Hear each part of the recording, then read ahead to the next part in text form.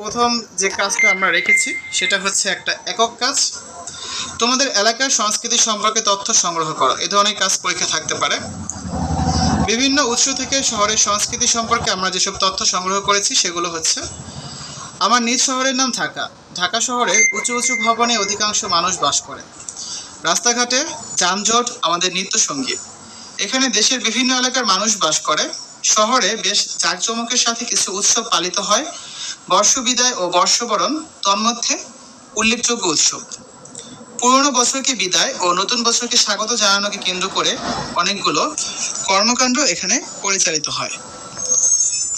শহরে বাংলা বর্ষ বিদায়ের সময় শিল্পকলা একাডেমিতে চৈত্র সংক্রান্তি আয়োজন করা হয়। বাংলা বর্ষবরণের জন্য শহরকে সাজানো হয় নতুন রূপে। ব্যবসা প্রতিষ্ঠানগুলোতে হালখাতার আয়োজন করা হয়। পহেলা বৈশাখের দিন র্যালি বের করা হয়। শহরের মানুষেরা দলবদ্ধভাবে মেলায় যায় এবং পান্তা ইলিশ খেয়ে নতুন বছরের আগমন উদযাপন করে থাকে। এছাড়া 10ই মহরম শিয়া মুসলিমরা তাজিয়া মিছিল করে শহরের বিভিন্ন রাস্তা প্রদক্ষিণ করে। 14 শাবান দিবাগত রাতে তথা শবে বরাতে এশার নামাজের পরে মসজিদে মসজিদে ওয়াজ মাহফিল অনুষ্ঠিত হয়। আনুষ্ঠানিক ওয়াজ নসিহতের পরে মুসল্লিদের মাঝে মিষ্টি বা বিরিয়ানি বিতরণ করা হয়। মুসল্লিরা সারা রাত মসজিদে বা নিজ গৃহে নফল ইবাদতে মত্ত থাকে। 27শে রমজান শবে কদর ও ধর্মপ্রাণ মুসলমানদের মসজিদ ভিত্তিক অনুরূপ অনুষ্ঠান উদযাপিত হয়। মুসলিমগণ রমজান শেষে ঈদুল ফিতর এবং ঈদুল ফিতরের 2 মাস 10 দিন পর ঈদুল আজহা উদযাপন করে। হিন্দু ধর্মাবলম্বীরা দুর্গা পূজা, কালী পূজা সহ বিভিন্ন পূজা উদযাপন করে। তেমনি ভাবে অন্যান্য ধর্মাবলম্বীরাও স্ব স্ব ধর্মীয় বিধান অনুযায়ী ধর্মীয় উৎসব পালন করে। কাজ 2, একটা একক কাজ রয়েছে। দেখো, বিভিন্ন ক্ষুদ্র নিগোষ্ঠীর মানুষের সংস্কৃতি সম্পর্কে লিখো। বাংলাদেশে 3টি জেলা নিয়ে পার্বত্য অঞ্চল গঠিত। জেলাগুলো হচ্ছে রাঙামাটি, খাগড়াছড়ি ও বান্দরবান। এই 3টি জেলায় ক্ষুদ্র নিগোষ্ঠী ও জাতিসত্তা সমূহের মধ্যে রয়েছে চাকমা, মারমা, ত্রিপুরা, ম্রো, লুসাই, ব্রোম, পাংখ, কুমি, চাক, খিয়াং প্রভৃতি। তাছাড়া এই অঞ্চলে বাঙালি জনগোষ্ঠীও বসবাস করে। পাহাড়ে বসবাসকারী প্রতিটি জনগোষ্ঠী তাদের নিজ নিজ ভাষা, সংস্কৃতি, ধর্ম, ঐতিহ্য বজায় রেখে যুগ যুগ ধরে একে অপরের পাশাপাশি বসবাস করে আসছে। সবুজ পাহাড়ে বসবাসকারী এসব মানুষের বর্ণিল সংস্কৃতি আমাদের দেশের সংস্কৃতিকে সমৃদ্ধ করেছে। তাঁত শিল্পে পার্বত্য জেলার বুনন শিল্পীদের রয়েছে নিজস্ব ঐতিহ্য ও করণ কৌশল। রাঙামাটি পাহাড়ি তাঁত শিল্পের জন্য প্রসিদ্ধ। তাদের জীবনের গুরুত্বপূর্ণ অংশ জুড়ে আছে জুম চাষ এবং তাকে কেন্দ্র করেই গড়ে ওঠা সংস্কৃতি। তাই তাদের নাচ, গান সহ বিভিন্ন সাংস্কৃতিক কাজে জুমের বিষয়টি ফুটে ওঠে।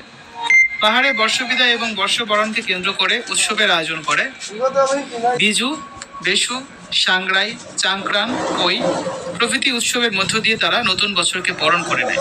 তাছাড়া পাহাড়ে বসবাস করা প্রত্যেকটি জাতিগোষ্ঠীর রয়েছে নিজস্ব ভাষা ও সাংস্কৃতিক ঐতিহ্য, যা আমাদের বাংলাদেশের সংস্কৃতিকে করেছে বৈচিত্র্যময় এবং সমৃদ্ধ। প্রশ্ন 3, গ্রামীণ সংস্কৃতি, নগর সংস্কৃতি ও ক্ষুদ্র নিগোষ্ঠীর সংস্কৃতির বিভিন্ন উপাদানের একটি তালিকা তৈরি করো। গ্রামীণ সংস্কৃতি: মাছ ধরা, কৃষিকাজ, কানামাছি বব, গোল্লাছুট, বৌচি, কুতকুত, গাড়িয়া বান্ধা, মার্বেল, হাডুডু, মোরগ লড়াই, পালকি, ঘোড়ার গাড়ি, ভাটিয়ালি গান, ভাওয়াইয়া গান, জারি গান, সারি গান, গরু ছাগলের পাল, লুঙ্গি, গামছা, ফতোয়া, গেঞ্জি, হস্তশিল্প, টিনের খড়, ছনের খড়, টিউবওয়েল, নদী, খালবিল, বৈশাখী মেলা, নবান্ন উৎসব ইত্যাদি। নগর সংস্কৃতি: চাকরিজীবী, ব্যবসায়ী, শিল্পপতি, শ্রমিক, টিভি, সিনেমা, থিয়েটার, কনসার্ট, উড়োজাহাজ, হেলিকপ্টার, আধুনিক গান, নৃত্য, শার্ট প্যান্ট, কোট, টাই, ব্লেজার, কলকারখানা, বিল্ডিং, প্রাসাদ, মনোরম স্থাপনা, ওয়াসার পানি, অফিস আদালত, বাণিজ্য মেলা ইত্যাদি। আর ক্ষুদ্র নিগোষ্ঠীর সংস্কৃতিগুলো হচ্ছে কৃষিকাজ, মাছ ধরা, ছনের খড়, গোলপাতার তৈরি খড়, পশু শিকার, জুম চাষ, প্রাকৃতিক পানি ব্যবহার, নিজস্ব সংস্কৃতির পোশাক, বিজু, সাংগ্রাই ইত্যাদি। 4 নম্বর প্রশ্নটা হচ্ছে ক্ষুদ্র নিগোষ্ঠী বা উপজাতীয় বর্ষবিদায় এবং বর্ষবরণ সম্পর্কে যা জানো তা বর্ণনা করো। ক্ষুদ্র নিগোষ্ঠী সমাজে বর্ষবিদায় ও বর্ষবরণের কাজগুলো জন উৎসবে রূপ নিয়ে থাকে। অঞ্চল ও জাতিভেদে বর্ষবিদায় ও বরণ উৎসবের নামগুলো আলাদা আলাদা হয়ে থাকে। সমতলের কোচ ও হাজং ক্ষুদ্র নিগোষ্ঠীরা বর্ষবিদায় ও বরণ উৎসবকে বিহু বলে সম্বোধন করে।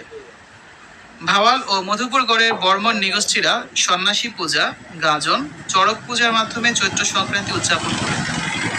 আর মণিপুরীরা এই উৎসবকে বলেন বিষ্ণু। সিলেট অঞ্চলের চা বাগানের ক্ষুদ্র নৃগোষ্ঠীদের অনেকেই এই সময় পালন করে দণ্ডবোধ। আর পার্বত্য চট্টগ্রামে চাকমারা বর্ষবিদায় ও বরণের এই উৎসবকে বলে বিজু উৎসব। এই উৎসবকে মারমারা বলে সাংগ্রাই, রাখাইনদের ভাষায় এটি সাংগ্রেং, ত্রিপুরারা বলে বৈশু বা বৈশু, কোথাও বুইশু, তারা বলে বিষ। অন্যদিকে মোরোরা এই উৎসবের নাম দিয়েছে চানকান। আর চাকমা ক্ষুদ্র নৃগোষ্ঠীরা এই উৎসবকে বলে সাংগ্রাই। হিয়াং ক্ষুদ্র নৃগোষ্ঠীদের অনেকেই এই উৎসবকে সাংলানো বলে থাকে। বিজু চাকমাদের সবচেয়ে বড় সামাজিক উৎসব। ফুল বিজু, মূল বিজু ও গজ্জা পজ্জা দিন 3 পর্বে বিভক্ত বিজু শুরু হয় 29 চৈত্র। এই অনুষ্ঠান উপলক্ষে এদিন পাহাড়, টিলা, বন ও গ্রাম ঘুরে ঘুরে শিশু কিশোর ও বালিকারা সংগ্রহ করে নানা ধরনের ফুল। হাতজোড়া ফুল বা বেই ফুল ব্যতীত বিজু জমে না। হাতজোড়া ফুল বিজুর সময় ফোটে বলে অনেকে একে বিজু ফুলও বলে থাকে। সংগৃহীত ফুল নদী বা ছড়ার পাড়ে পূজা করে জলে ভাসিয়ে দেওয়া হয়। এদিন ঘরবাড়ি ফুল দিয়ে সাজানো হয়। ফুল বিজুর পরদিনই শুরু হয় মূল বিজু। এদিনে চাকমা বাড়িতে বাড়িতে বিভিন্ন ধরনের রান্না হয়। বিজু উৎসবে এসবের ভেতর বিজুর পাজন বা এক ধরনের মিশ্র সবজি হলো সবার কাঙ্ক্ষিত খাবার। তো শিক্ষার্থীরা, এ ছিল আমাদের আজকে আলোচনা। এতক্ষণ আমরা দেখলাম নবম শ্রেণীর ষান্মাসিক মূল্যায়নের শিল্প ও সংস্কৃতি